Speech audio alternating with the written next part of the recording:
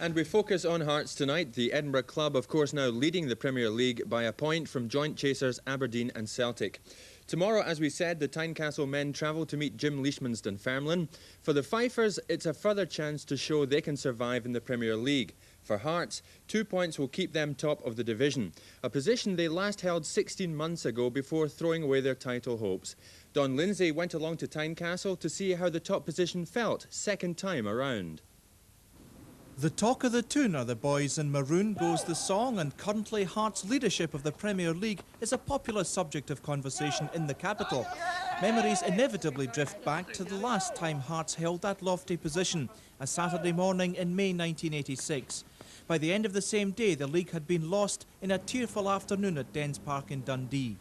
Ironically, it was a 3-1 win at the same ground last Saturday, which propelled Hearts back to the top of the Premier Division. In the interim, the Tynecastle squad has been strengthened with the acquisition of David McPherson from Rangers at a cost of £400,000. But can Hearts sustain a realistic league challenge this time around? I think we're a better team now than what we were, say, 2 years ago.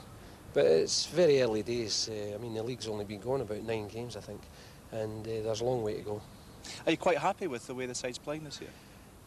Apart from one game when we didn't play well against Rangers, we've done very well. We've played a lot of good football and scored a lot of goals, and we've been very pleased with the team's been.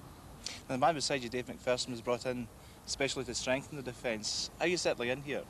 Very well. I've enjoyed it so far. It's great to be back at the top of the league. Hopefully we can continue there.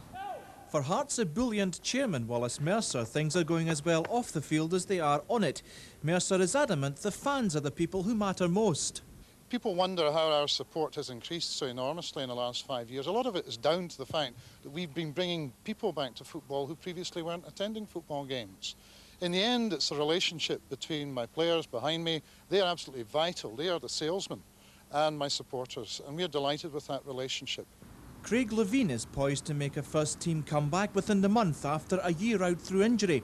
And with his return, who could rule out a serious long-term title challenge from Tynecastle?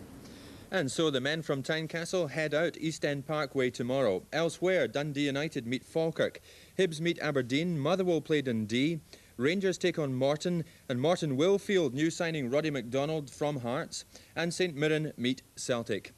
Hearts will quickly discover that Dunfermline aren't overawed when the league leaders turn up at East End Park. In August, Celtic went there when the Parkhead men led the league, but Fifers frontman Eric Ferguson sent them packing. This the winner on the day. Stuart Beattie is number 7. Laurie McCarthy is on the near post. Ball is in trouble! Eric Ferguson! 2-1 to Dunfermline, and that was a disaster for the Celtic goalkeeper, Pat Bonner. Meanwhile, Celtic fans will tomorrow get their chance to see £500,000 signing Mick McCarthy in action at last at Parkhead. But not for the first team. McCarthy has come through a lengthy stomach muscle injury, and tomorrow morning he'll play for Celtic reserves against St Mirren reserves at Celtic Park. Now, Jerry McNee, you broke the Mick McCarthy story when he came to Celtic. You must be pleased he's going to play at last. Yes, I think everyone who likes to see good players, top players, will be delighted he's taking part in this game tomorrow. Of Wallace Mercer, I think he's done a marvellous job there. I think Hearts will come in something like 4th, get a place in Europe. They'll have a very good season. But, I've tipped Rangers for the league, and I'm sticking by them. But as Don was saying, talk of the tune, the boys in maroon. That's right, and it was ironic that they returned to the top of the league at Dens Park, where they had thrown away that championship 16 or 18 months ago. Briefly, Jerry, transfer news tonight. Gordon Chisholm seems to have moved from Hibs to Dundee, but there's more to it. That's right, it will go to a tribunal. He's walked out on Hibs, his contract is up, and he's moved on to Dundee. What also about this, the fact that Rangers are going to fight this 5-match ban on Graham Souness? Oh yes, they're fighting it all right. Now the problem is that there are no grounds for appeal at the SFA, and this is nonsensical. This is Scotland, not South Africa, and really that's why Rangers are considering legal action. And I think, like most major clubs, they're fed up with little people taking big decisions affecting their future. There's absolutely no doubt about that. People from clubs who could hold their supporters' rally in a phone box. We haven't heard the end of this matter. We'll watch it with interest, Jerry. Thanks. Sporting fixtures and the soccer scene.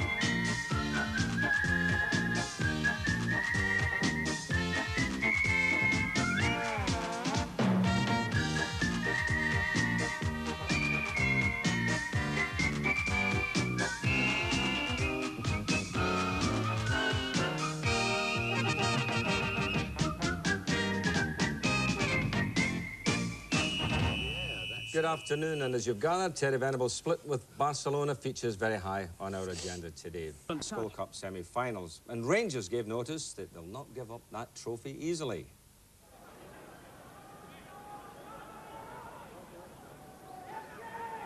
Kirk looking for space in the box as Russell takes the free kick. Kirk is a target. That's a good header. And a superb goal for Motherwell. It's Paul Smith. Butcher is the formidable figure at the near post. Duncan at full stretch. He's missed it. The header goes in.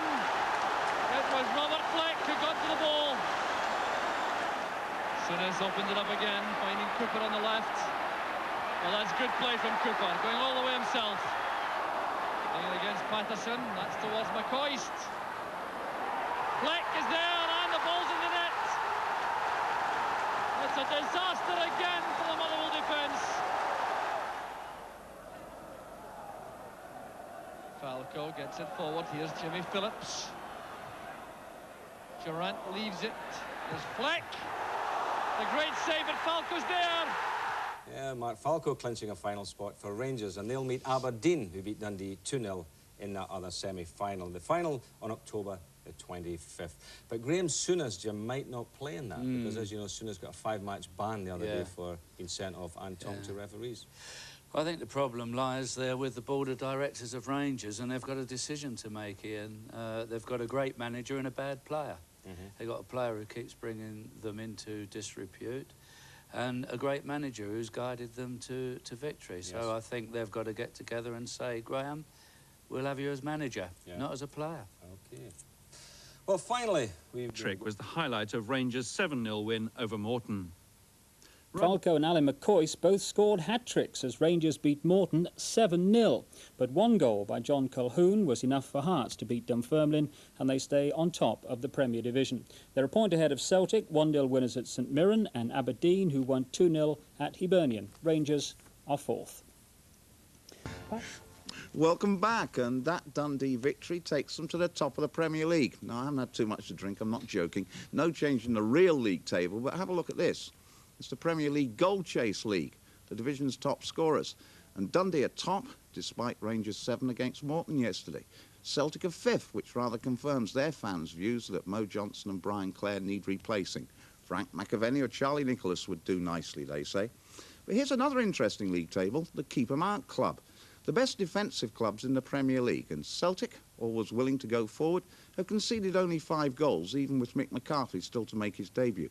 Not bad after 9 games, and proof that Billy McNeil has stiffened them up on the training ground. Well, my thanks for all your letters answering the question, are our footballers overpaid? There was a big response, but we're holding it over for the moment, because the big talking point in football this week happened up in Quiet Park Gardens when the most famous player in Scotland faced the magistrates and the music.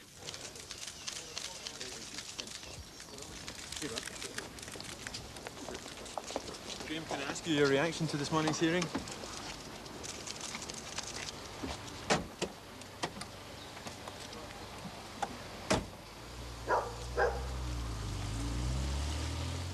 That's how avowed silence works in practice.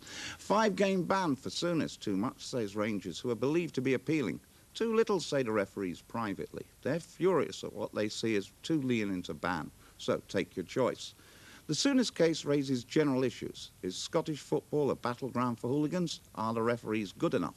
Those are the topics I'll be raising with Tom Wharton, referee's supervisor, and I'll be putting your points of view to him. First, though, a look at a sight which has become all too frequent in our match coverage, because it's become almost a sensation if any match ends without trouble of some kind or another. A late challenge on Kenny Black, and the bell reacting to referee Hope. It's the dissent which has angered Kenny Hope in particular. Well, clearly thought he was offended against first. Referee Hope is certainly never guilty of being yellow card happy. And in Wednesday night's Skull Cup semi-final, we see it's not just the referees who can bawl and shout. Tom Wharton, welcome to the programme. Do the SFA give the referees sufficient support for their actions in view of the Souness case? Well, one without referring to the Souness case in any way, one must say that the Scottish Football Association has spelt out quite clearly to the referees what they expect of them, and nobody could accuse them of not supporting the referees. The referees have been well supported by the SFA throughout. The criticism I hear from a lot of supporters about referees at the moment is that they seem determined to go out on a Saturday afternoon and rate their own success in the number of yellow and red cards that they can float about. Is that right? I don't think so. I would say that the good referee wants to get through his 90-minute match without a yellow card or a red card. I always found when I was a referee that it was a lot more satisfactory to come in at the end of the game with the same 22 players as you went out. And that's what most referees try to attain. That last picture we showed, though, surely is rather worrying. I mean, I do see a lot of players shouting, particularly at linesmen and not at referees. Well, if the linesman does suffer verbal abuse, in the manner which you suggest he may have suffered in that instance, then it's his responsibility to draw the referee's attention to this, and if he reports the facts, the referee will act on it. What in particular, every year we hear that the SFA wants the referees to in particular look at this sort of bother or that sort of bother. What are the rules or the advice or the guidance, put it as you will, laid down to referees this season? Well, every year the Scottish Football Association simply reminds the referees of their responsibilities and what we expect of them. For example, in the last few years we've cut out a great amount of the things like kicking the ball away after a decision has been given. You don't see a great deal of that. The dissent is certainly improved, and I see games around the world, and I assure you that the conduct in Scotland is higher than most places, and many games in Scotland pass off without any serious trouble. Regrettably, the pressures do show and players respond, sometimes following comments from the dugout. Right, let's take some of our viewers' mail, and our first letter, in fact, comes from William Hood of Port Seaton. Why is it not possible to have uniform interpretation of the rules by referees? Some allow players to seal yards at throw-ins, make decisions without consulting their linesmen, and allow players to chase them all over the field to register protests. And he goes on to say, we all shout at referees from time to time, but surely there would be less criticism if there was greater consistency. Consistency the players want, the managers want, the fans want. Why can't referees supply it? Well, I think consistency is all in the eyes of the beholder. The decisions of the laws of the game, they're clearly enshrined. The referee gives his decision as his opinion. And it says this time and time again throughout the laws of the game. And in the opinion of the referee, he is being consistent. I know that people will say, well, one referee seems to penalise this and another one doesn't do that. But over the piece, I think our referees do a fairly good job. He mentioned your reader mentioned one thing there. What can we do about players stealing yards at throw-ins? Well, this year, the International Board brought in a ruling which means that the referee will award the throw-in to the other team. Right. Now, the laws are clearly being tightened up to protect the referee, to make this particular thing obsolete. Right, let's just take one more letter. Here we are from James Gibson, Hilton Walk, Aberdeen. The SFA should tell clubs to cut out yard stealing. You've mentioned that. Jersey pulling off the ball incidents, and most of all dissent. Referees' jobs would be made a lot easier. You would agree with that, no doubt? Well, I think the SFA have already circularised the clubs, and they draw their attention to the same things as they draw the attention of the referee. Let's be fair, there is always room for improvement in the standard of behaviour, and it'd be very welcome. Tom, very many thanks for coming in. As you say, most matches do pass off rather peacefully, something we tend to forget. Thank you. And one last line about referees. David Simon, the man involved in that Souness business, was watching Scott Sport on Wednesday. He saw Jim Duffy on the programme and promptly donated his match fee from the Skull Cup semi-final to Jim's testimonial fund. And just another point. The Dundee Hearts game last Saturday was tough, some say a lot too tough. But afterwards, the Hearts players had a whip round and they added to that testimonial fund. Well played, a lot of them, and if anyone else wants to help, we'll only too pleased to pass the money on to Jim Duffy. Thank you, Ian. For as long as I can remember, leg ties for the Scots clubs involved in Europe, and there's no doubt that staying in European competition over the winter to the quarter-final stages in March has a tremendous impact on club morale and supporters' interest. Can the Scots make it to round two? Well, I'm joined in the studio by John Gregg, who was with Rangers in Kiev, and Billy McNeil, who has stopped off on his way to the airport for Celtic's trip to Dortmund, where they'll protect a 2-1 lead. That first leg at Celtic Park appeared to give cause both for optimism and concern. Optimism provided by Andy Walker's sharpness in scoring his first European goal. Yeah, this was the start that we wanted. Good ball into the box. Billy Stark helps it on. Paul McStay gets a touch to it. And very good opportunism from Andy Walker there, his first goal. Well, looked very sharp indeed. Of course, the big question mark is about Mark McGee, Billy, after missing yesterday's game. Well, I really didn't have serious intent, Jock, to be honest with you, in playing him yesterday, because I feel this game on Tuesday night is much more important. And obviously, he'll be given every opportunity to play in that match. Well, of course, I mentioned concern in that lead-in there. The Borussia goal, I think, was the one which showed some defensive frailty. I think this must have given you some concern, right enough. Yes. Well, he's a real quality player, Frank Mill, and this one, I think he got just a little bit of luck there. The goalkeeper was unsighted, but certainly it was a good goal, and we'll have to watch him, certainly. Now, 2-1's a hazardous lead, Billy, to take. How do you see the prospects for the match? Well, however hazardous it is, Jock, it's a lead, and it's always important to remember that. Obviously, the emphasis in the game switches because they've now got to open up and come at us. They've got to win the game. I'm led to believe their fans are the type that don't particularly enjoy seeing their team sitting back and playing calm football. So they'll have to come at us, and hopefully that will give us an opportunity or two to maybe get an away goal, which would be very, very important. Well, they weren't too impressive defensively themselves. No. If we think back to the Derek White goal, which gave you that vital lead. That's right. Yeah, it's a good quality free kick from Paul McStay because it's difficult to clear. Miss-hit shot, and the ball sort of bobbles about, but Derek White kept his head, turned round, was able to finish it off well. Yeah, well, I think it's realistic to expect you'll spend most of your time in defence over there. Now, Mick McCarthy's a bonus for you coming into the squad. Yes, well, I think that's all we can say about Mick McCarthy at the moment. He's in the squad, Jock. Now, it may well be far too early to think about playing him, but I felt it was important that he came with us in any case. Because that defensive frailty I mentioned was also evident in the match against Aberdeen last week. Yeah, a little bit of bad luck here, but certainly, having conceded the foul, I thought they were most fortunate to get it, but we just let them off the hook. A wee bit slack defending here. The goalkeeper didn't do as well as he should have done, but even then, when the ball gets knocked out here, I felt we gave Peter Nicholas far too much time to make up his mind what he was going to do. So over the piece, Billy, do you go with a lot of optimism? Oh yes, Jock, we go full of optimism. Obviously, we didn't play anything like our best yesterday. Perhaps the lads' mind was on the game on Tuesday night, but we go a lot of optimism. We know only too well that we'll have to settle quickly. We'll have to show a lot of calmness, a lot of fight, a lot of battling. But no, we go with a lot of optimism. Good, and of course the Celtic result will be known before we think in terms of the European Cup. John, you were in Kiev with Rangers, and I think generally speaking that was reckoned to be a very good performance, but it was a bad penalty which Rangers lost, which gave this difficult task for the second leg. Well, I thought that Kiev could have played till now when never have scored, Jock. I felt they were going to have to get a set piece to score a goal in this match because the Rangers played so well defensively. But the bad thing about this penalty kick is there's so many Rangers players between the Russian and the goals. He was going nowhere with the ball, and at the end of the day it was a bad penalty kick to give away. Now, generally speaking, do you see the prospects now? There's no away goal for Rangers, so they've got a tough task coming up. Tough task, but the most important thing is that they've brought the game back to Ibrox close enough to give them a chance. And this was always going to be a difficult game for them. They've given themselves a chance, and they've obviously posted notice in Russia that they're going to give the Russians a few problems. One note of optimism too I felt was the fact that the Dynamo build-up seemed to be fairly predictable. They didn't make too many clear-cut chances in the match.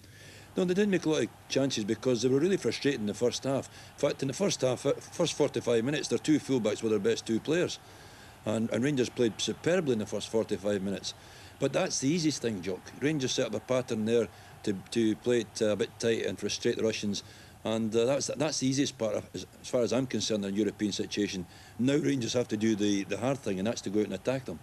So here's the incident too when Blockin was looking for a penalty kick, but I think that establishes clearly that it wasn't a penalty, whatever it may have been. No, I think he was fortunate to get that free kick simply because I think he played for it. Now, of course, we've got to think in terms of Rangers scoring goals, and there were good examples, I think, in that match when Ali McCoist and John McGregor came close, that Rangers can cause trouble for the Kiev defence. Well, McCoist in particular, he a brilliant run here. He leaves Kuznetsov for dead, goes inside the other defender and just overruns the ball a shade. But he did well to get there because that Kuznetsov, he makes Billy look like a ball player. And he's a butcher. It's a bit sad this one actually fell to a defender, perhaps. Well, I felt this was a great chance, but unfortunately for John McGregor, it came on the wrong side of the field. He's a natural left-footed player. And do you think over the piece Rangers can make it? Yes, I'm confident they can make it. it'll not be easy. Let's not get carried by that. It'll not be easy, but I think in front of the support, tremendous atmosphere. If they get a goal early, I think they could go through. Well, let's hope it's a double for Celtic and Rangers. But Billy, you played against St Mirren yesterday. They've got a very difficult trip to Arctic Circle to play against Tromsø. How do you think they may do? They had a great start in their match in the first leg. They did. It's a nice piece of play here, Jock. Ian Ferguson, he hits his shot. The goalkeeper doesn't deal with it properly at all, but it's a good goal for McDowell. It was a good start for St Mirren at that particular time. Looking at the tie, St Mirren have set themselves up a wee bit defensively in their normal play, and we found it difficult to break them down yesterday. I think they'll get through in actual fact, because I don't think the Norwegians were a particularly good side, and I'm quite sure that St Mirren will go out there determined not to lose anything. I have the feeling they'll get through. Well, that's an optimistic view. Dundee United, of course, had a great start. This goal in Coleraine set them up for, I think, what must be an odds-on chance of victory in the second leg. Well, this is typical of Dundee United in Europe. No matter who the opposition is, they seem to be able to go away from home and score a goal. They've got a few breaks of the ball here, but Jim McLean will be glad to see us, because he hasn't had the best of luck in the league so far this season. But that should be enough to put Dundee United through. And Aberdeen, of course, should be favourites, because they've got a 0-0 scoreline to play Bohemians, and they have the striking ability, of course, of Joe Miller up front. Billy, this one might cause you some heartache again. Well, it did, because it came so late in the game, and we had so many opportunities to clear the ball, Jock, but a great finish from a very talented young player. Gentlemen, how do you think we may get teams through? How many will make it on Wednesday night, on Tuesday night? Well, I'd like to think we'll all get through, Jock. You know, obviously we're the first, and I'd like to think we'll set the flag flying and give everyone else a lead. John? I think we'll do well to get 3 out of 4. I hope the 4 go through, but I think we'll do well to get 3. What about the 5th one, John? Well, I think Aberdeen's through. Right. Well, John, Greg, thank you very much indeed. Billy, the very best of luck in West Germany midweek. Thank you. Yes, indeed, good luck to them all. Rangers bumper European Cup second leg tie at Ibrox tomorrow night against Dynamo Kiev. The Soviets had good news and bad news today, but Rangers player boss Graham Souness gave his own view of the implications of tomorrow night's clash. If Rangers can win through tomorrow, he says, they'll make the European Cup final. Rangers players trained today knowing that a mighty European challenge awaits them. The Ibrox men 1-0 down from the European Cup first leg in Kiev face the virtual Soviet national side here tomorrow night. Player boss Graham Souness says the club's European Cup future looks great if they can overcome the Soviets. I would think we'd have to have luck on our side, Jim, and we'd have to play to our maximum potential. I said it, and I'll say it again, we're playing one of the best teams in Europe, if not the best team in Europe, in my opinion. What's the mood of your own players at the moment? Obviously they're up after Saturday's result, but really Saturday counts for nothing. We're playing a far better team in Kiev.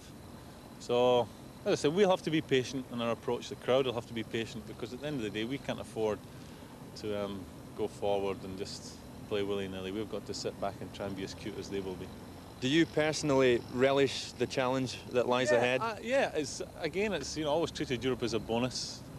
It's something totally different to your league programme, to your domestic game. This is a real challenge for us, and for irrespective of what happens, it can only stand players like Durant and the younger players in the team in good stead for what's in the future for them. It's been said, Graham, if you get over this hurdle, you could go all the way.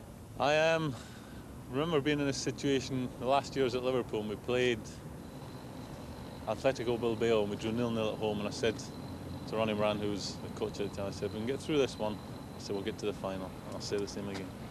If we can get through this one, we'll get to the final. Meanwhile, the Soviets arrived in Glasgow this morning with news that their captain Demyanenko is out. But through an interpreter, manager Lobanovsky still thinks Kiev will win through. Dynamo Kiev всегда ставит только такие задачи. Well, you know, the task set before Dynamo Kiev is always to win. So we have come here to win and get to the next round. Well, Jeremy McNee, we'll test your Russian in a moment. Let's start with Celtic. What about, you heard him, if they can beat the Soviets tomorrow night, they can reach the European Cup final? I think that's absolutely right. I had a long chat with Graham Souness on this very theme yesterday, and he said Kiev are as good a side as he's faced even in his Liverpool days. This is why Rangers have gone out and spent £600,000 on a goalkeeper, why they spent £1 million in centre-backs. This is what it's all about for them, why they're still chasing Richard Gough. This is the biggest night Rangers have had in many a year. I said earlier, Jerry, that the Russians had good news and bad news today. The bad news for them is that their captain is out, but the good news for them is that Belanov is in. Now, he's some player, isn't it? That's right. Well, Demyanenko, the captain, you should only say that if you've got your own teeth, obviously. That's why I said their captain. That's right. Well, he's a very influential player, and he's got this free-roving role. He's all over the field, a great player. They will miss him. It's quite significant. But our old friend, we called him the Trans-Siberian Express last week. He'll cause Terry Butcher and co all kinds of problems. He's the man to watch, is Belanov, European Footballer of the Year. So Rangers going to get through briefly? I think so, just maybe an extra time. What about St Mirren? I mean, a trip into the land of nowhere with Tromsø. I mean, what will happen there tomorrow afternoon? That's right. It's an afternoon kick-off in a village green atmosphere, and they've got to watch their concentration. I worry about St Mirren in terms of their lack of experience. I wish Frank McGarvey was there, because he keeps defences busy. But good luck to Alex Smith and his men. I really do hope they make it. Without tempting fate, then, Dundee United and Aberdeen are virtual certainties. Yes, well, if I'm betting on teams tomorrow night, these are the teams that will go through. I'm not so sure about the other three. I wish them well, but the men from the North East, no doubts about them. Can we be at all hopeful, then, of all 5 going through? I mean, we couldn't get a bookmaker to give us odds this afternoon. We had to go to a London bookmaker, would you believe? Can we be hopeful that all 5 can make it? You're only asking this because you've got a bet on, Jim, and you're putting me in this spot. I don't think all 5 will get through. I'm hopeful. Jerry, thanks. And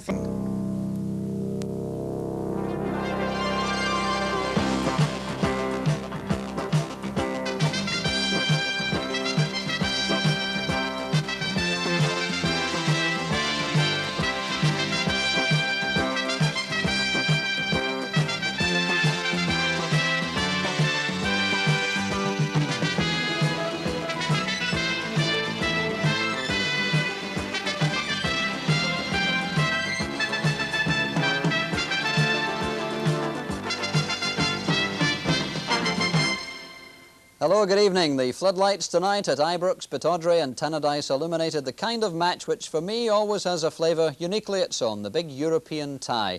Even if on this occasion 2/3 of the foreign invaders speak the same language as ourselves, admittedly with a different accent. As Rangers, Aberdeen and Dundee United prepared to take the field tonight, though, the state of play for Scottish clubs was 1-1, lost 1, because St Mirren this afternoon held the Norwegians of Tromsø to a goalless draw, ensuring their place in the next round of the Cup Winners' Cup on a 1-0 aggregate. Sadly, though, Celtic are out, despite a brave display in Dortmund last night in front of a huge crowd of 54,000. Celtic, with Mick McCarthy making his competitive debut, played very well indeed for 72 minutes of this match until the corner was headed across and into the net by Norbert Dickel, and that broke the deadlock, and Celtic deeply disappointed, knowing of course that with Dortmund having scored at Parkhead, that was the goal they didn't want to concede. A fine header though by Dickel from the corner, and as you can see that went straight across Alan McKnight and into the far corner of the net. And after that ball hit the back of the net, it was always going to be very difficult indeed for Celtic. They had their chances, but then towards the end, as they threw players forward, the same player again got the second and clinching goal after Mill had, rather unluckily for Celtic, miskicked straight into Dickel's path. There it is, you can see the miskick here. He's trying the shot, comes off the side of his foot, and Dickel slips that one through Alan McKnight's legs to make the final score 2-0, and Celtic sadly go out. Tonight, though, you'll be able to see how Rangers fared in their European Cup tie against Dynamo Kiev. We'll have all the highlights from Ibrox in just a moment. And later on, Bill McLaren and Ian McLaughlin will be looking ahead to rugby's Saturday start to the league season. But first, a look at the rest of tonight's European results. And beginning in the Cup Winners' Cup, Tromsø 0, St Mirren 0, a dour struggle, and a cold afternoon, St Mirren go through. And Atalanta of Italy 2, Merthyr Tydfil 0, those 2 goals coming in the first 20 minutes, so perhaps that counts as a moral victory for the Welsh part-timers, even though they go out on aggregate. In the UEFA Cup, the 2 important results for us. Aberdeen 1, Bohemians 0. Aberdeen go through, but only by that 1 goal scored by Jim Bett from the penalty spot after just 2 minutes. And despite the fact Aberdeen dominated, their fans booed them off at the end of the match. And Dundee United 3, Coleraine of Northern Ireland 1. The opening goal from Kevin Gallagher. Michael O'Neill equalised for the Irishman, but late goals by Paul Sturrock and John Clark takes United through on a 4-1 aggregate. So, Aberdeen, Dundee United and St Mirren all through. Congratulations to them. Could Rangers join them in as tough a European tie as they've faced in more than 30 years of competing in the continent's premier tournament?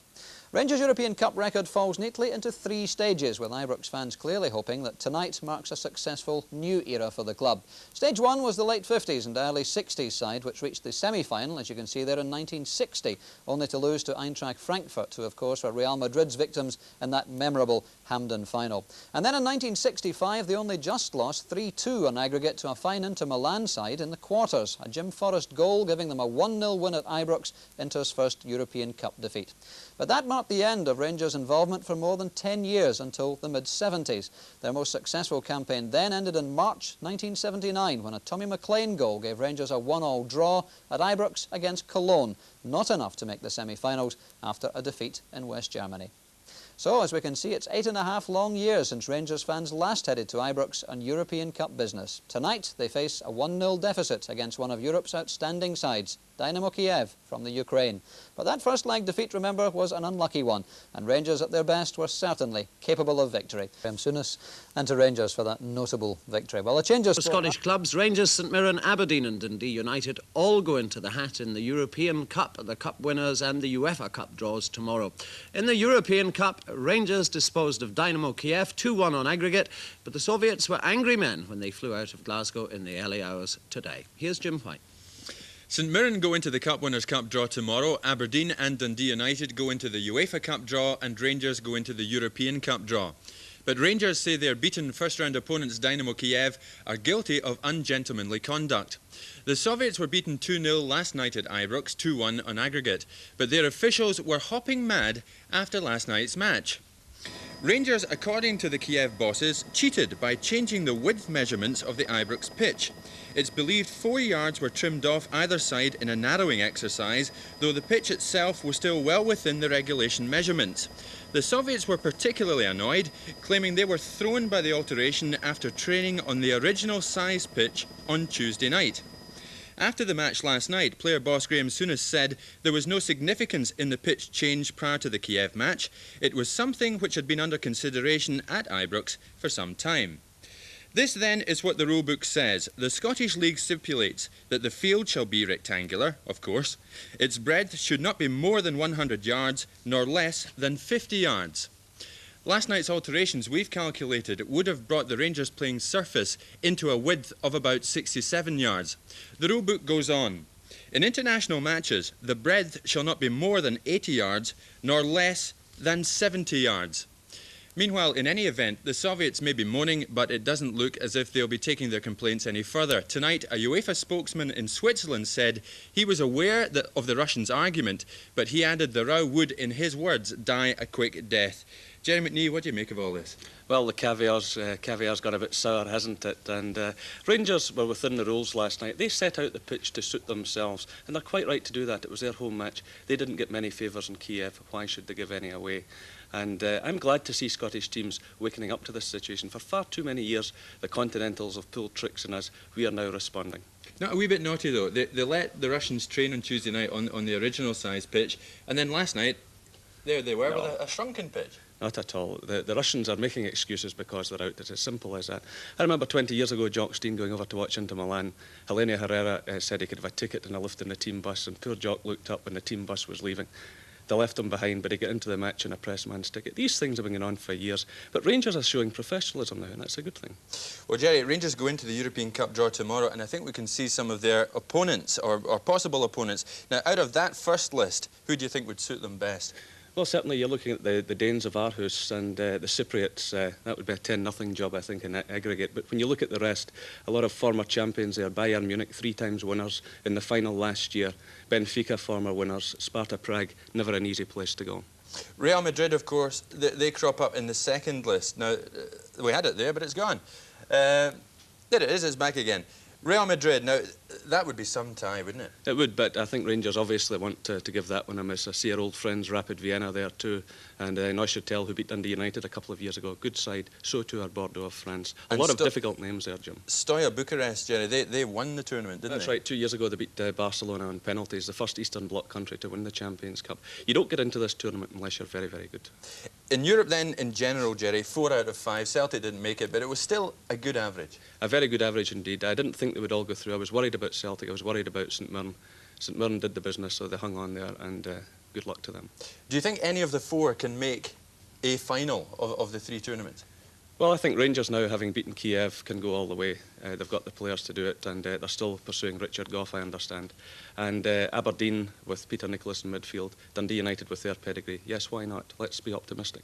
You believe what Souness said earlier in the week regards Rangers' chances. If they beat Kiev, they could go all the way. That's right, but they can't be complacent or overconfident, and they certainly won't be. As I said, a lot of quality sides. There are 3 sides there that would be a passport to the quarter-finals. We just mentioned them, but the rest are very, very difficult. Jerry, news from London tonight. I believe that Celtic have upped their bid for Frank McAvenny of West Ham, and they've now come in with something around £750,000. That's right, word coming out of London now. That's a lot of money for a striker who's almost 28 years of age, but Celtic are now desperate. West Ham know they're desperate, and they're obviously trying to get every penny, but it looks as though McAvenny is heading north. And he wants to go to Celtic. He wants to go to Celtic, yes, and as I said, Graham Souness is still pursuing Richard Gough, so a lot of big names heading back north of the border. That's good for the game here, isn't it? Poor old Charlie Nicholas, nobody's in for him yet. Maybe Toulon of France, apparently. That's a possibility, and word from London is that Charlie was in seeing George Graham today with his agent, so possibly something stirring there as well. Jerry, thanks. Order breakers again. Today, the club paid out between £1 million and £1.5 million for Tottenham Hotspur and Scotland defender Richard Gough. It's a new British record for a defender. Meanwhile, Celtic are tonight poised to spend nearly £800,000 on West Ham United striker Frank McAvenny. News enough, but there's more. 4 Scottish clubs discovered their opposition in the second round of European competition. Jim White has the details.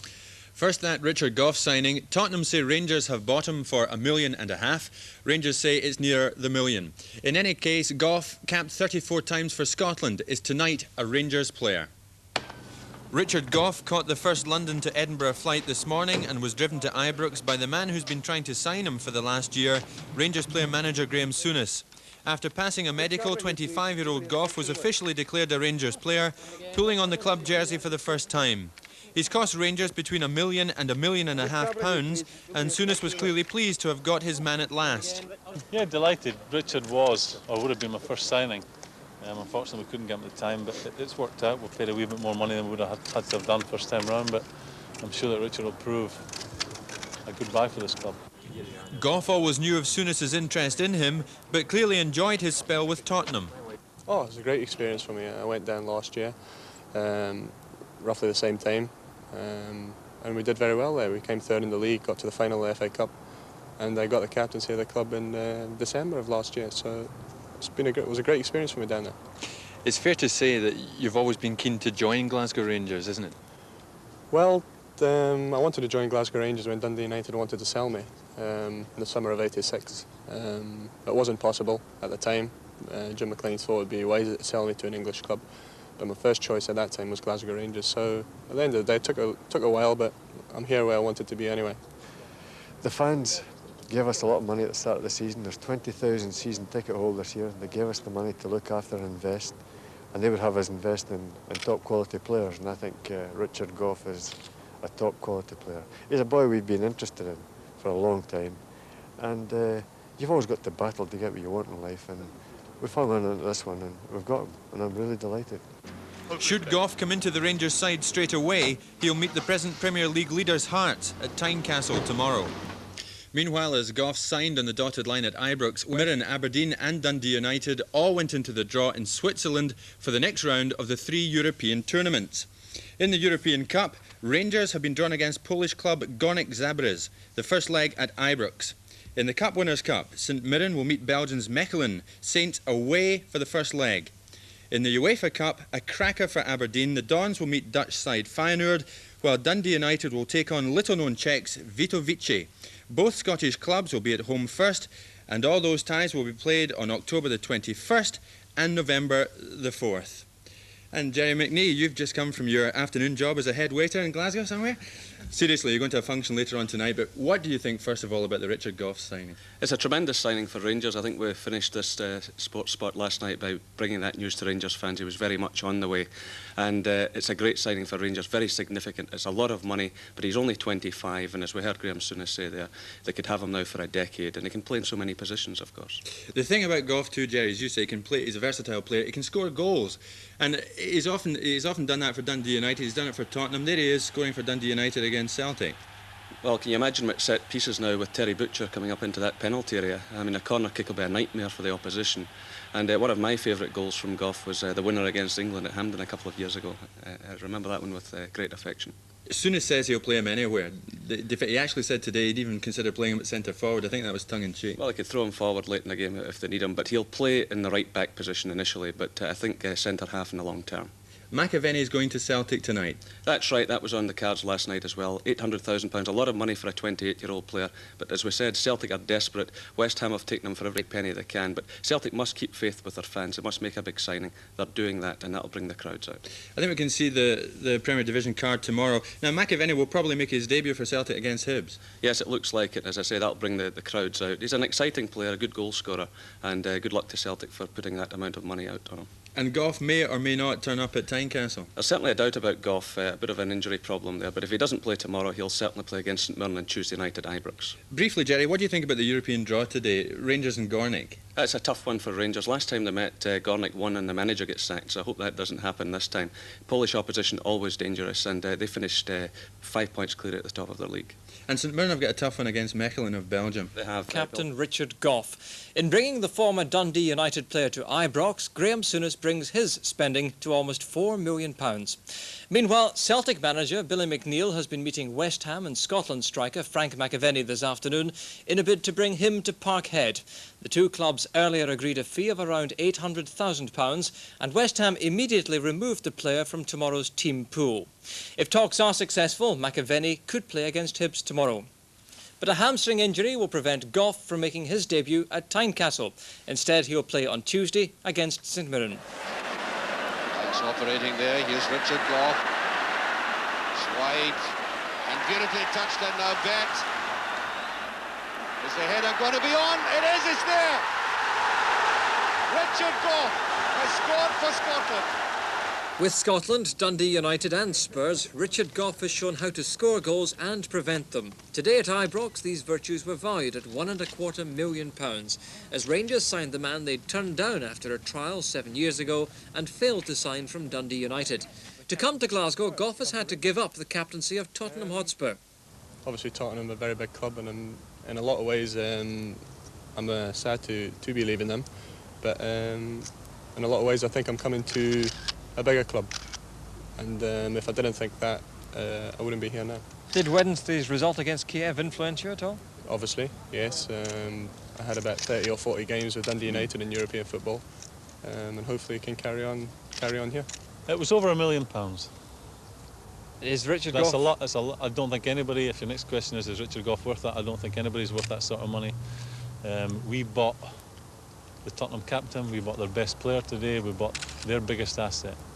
For us to tempt Tottenham to sell him, we had to pay over the odds, and that's what we did. But I believe that Richard Gough will be a good buy for this club.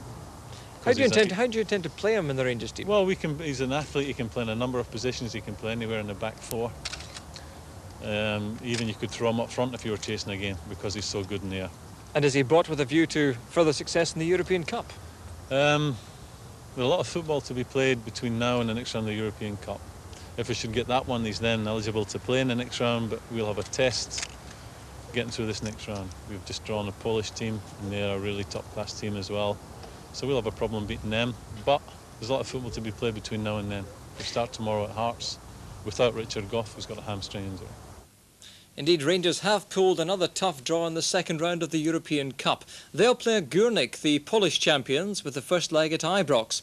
In the Cup Winners' Cup, St Mirren will play Mechelen of Belgium, and in the UEFA Cup, Aberdeen have drawn Feyenoord of Holland, while Dundee United will play the Czech side, Vitkovice. Now rugby, and tomorrow is the opening Saturday of the National.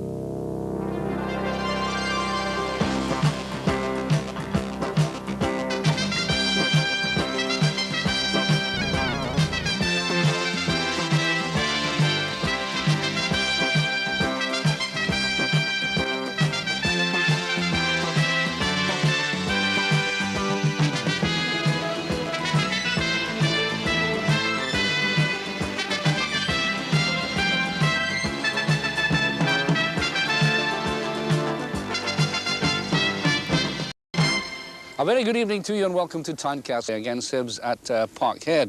And the nearest that Frank McAvenny came to scoring was 3 minutes from the end when he hit the crossbar. Celtic, in fact, had gone into the lead when Andy Walker scored in only 3 minutes, and the equaliser came from Andy Watson with only 10 minutes left. And Aberdeen are sitting at the top of the Premier Division, beating Dunfermline 3-0 today. Up there at Pittodrie, Nicholas Faulkner and Keith Edwards getting the goals. And in the local derby in Tayside, it was 1 each, with Ian Ferguson getting off United off to a marvellous start in 8 minutes and Coyne equalising in the 30th minute. So Aberdeen at the top of the Premier Division tonight.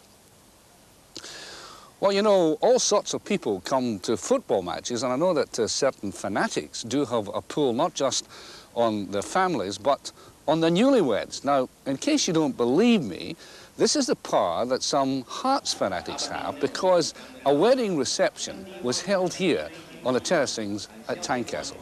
Would you believe? There you are. Such faith, such loyalty. Now, if you're looking into this tonight, and that, what am I talking about? I don't think they'll be looking into this tonight. From all of us here at Tynecastle, good night.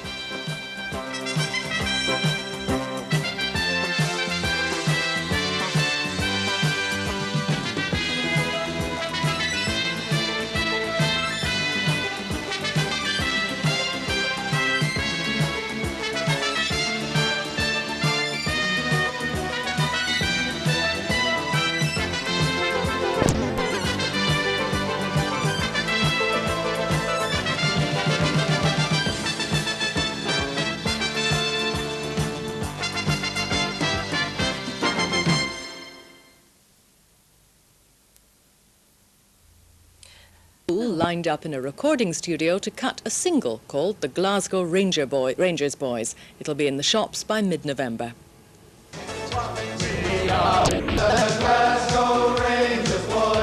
10,000 singles are being made, and there's a separate version for the discos.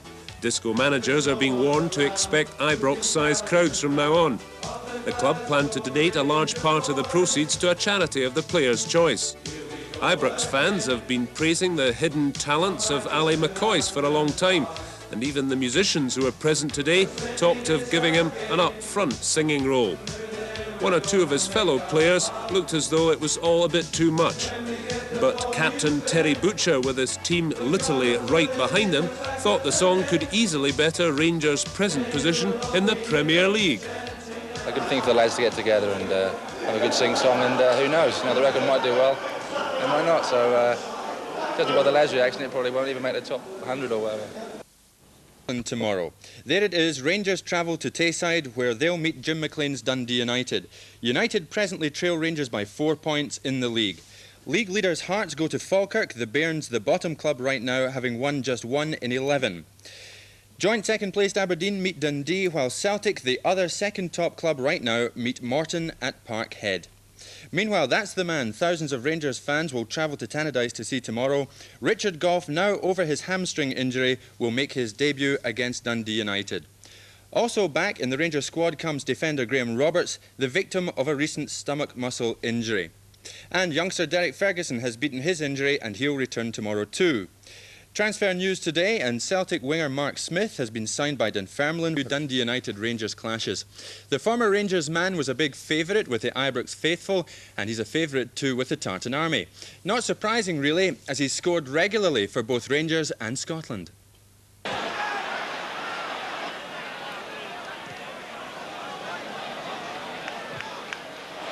a great ball through the middle to Johnston. Can he turn and find space for the shot? Johnston! What a marvellous goal to give Rangers a lead in that question minutes. 18 minutes of the second half gone. Derek Johnston gets his 4th goal of the season, and what a great goal it was. He took that through ball, turned brilliantly, held off the challenge, found room for himself with his left foot, and there he is, driving the ball firmly past Jim Leighton. Now, here's a break. Dalglish on to Gemmell. Johnston! 1-0! Magic goal from Derek Johnston. 2 games in a row. He has scored. And you couldn't get anything much better than that. It really was beautiful. This ball laid off. This is a super little cross in from Gemmell, and Johnston unmarked picks his spot and buries it. Derek Johnson, fond memories, I'll bet. Well, there's not many of them, Jim. The first one was an unbelievable goal. It's not often that I score a goal with my left foot, but Ali McCoist eat your heart out. And what about the hairstyle when you played for Scotland then? Well, it was a little bit strange, wasn't it? I'm sure that wasn't me, that was my young brother. His hair is like that now. Derek, you will be at Tannadice tomorrow, and it's a big day for Richard Gough. First of all, how do you rate Gough? I think Richard Gough is a magnificent player. If I had to pick a team in Scotland or even in Britain, he would be the first one I would pencil in. I remember 7 years ago when he first came to Ibrox as a youngster.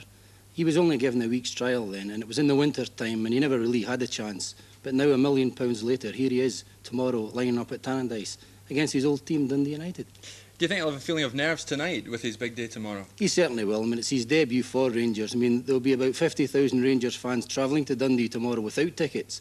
So there'll be some atmosphere there tomorrow, and I think he can give Jim McLean's men something to remember. What's happened to Jim McLean's men this season, Derek? Because they've had a bit of a slump, haven't they? They have, but I think that's mainly due to injuries. I mean, he's had 4 or 5 injuries at the one time. There's young Hamish French from Inverness who broke his leg after the first game of the season. And their influential midfield player, Jim McInally, he's been out for the last 4 weeks. Let's briefly look at United in action just now, Derek. Last season they beat Rangers. There it was 3-2 at Ibrox, and Ian Redford scored the winner. Strange game that one, wasn't it? Rangers were 2 up. It was. It was the finest hour that Rangers had played that season. They were 2 goals up, looking coasting, but there's Jim McLean's men. They come back and win by 3-2. Right, Derek. Dundee United and Rangers apart then. Who do you tip to win the championship this season? Well, it is a bit early, Jim. You put me on the spot as usual. I think it'll certainly come from Rangers, Celtic and Aberdeen and Hearts, the top 4. I don't see Dundee United coming into it this season. I think they fell away too early, and they don't have the resources at Tannadice now. They have too many old players on their side now. The Neres and Hegarty's, they're all over 30 years old, as is Paul Sturrock. He's building a team, and I think he will have a winning side in a couple of years' time again, that's for sure. And Hearts, Derek, they're at the top. Do you think they can last the pace? Well, 2 seasons ago, they nearly done it. They were known as the nearly men then, and I think they will learn an awful lot from that, and who knows, at the end of the season, they may just do it. Well, Derek, it's been a pleasure having you. Thanks very much indeed.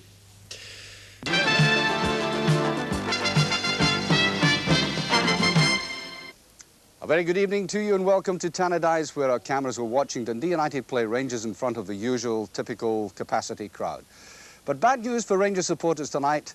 Graham Souness announced to a packed press conference afterwards that young player Ian Durrant is up for transfer. And obviously, pains Souness made it clear that the youngster had decided that it would be better for his future if he played the game outside of the city of Glasgow. He made it also clear that it had nothing to do with Rangers and nothing to do with football, but rather cryptically suggested to do with events lying outside football itself. So at the end of the day, that means that one of the most talented young players in British football, and certainly very well sought after, will be up for transfer, an event which will not take place until after the next round of the European Cup.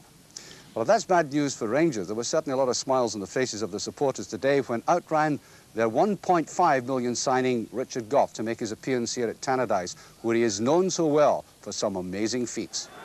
Now's Britton, he's onside all right. Just on a bad ball, Richard Gough is there. But could he do it in the light blue jersey and falling there at 13? That's the Premier Division tonight, or at least the top of it. But we have international football next. Our cameras will be at Hampden Park on Wednesday night, where Scotland play Belgium in the European Championship, the recorded highlights of which you can see on International Sports Scene at 10:20 on Wednesday evening. In the studio, Rangers' Ali McCoist and Celtic's Andy Walker.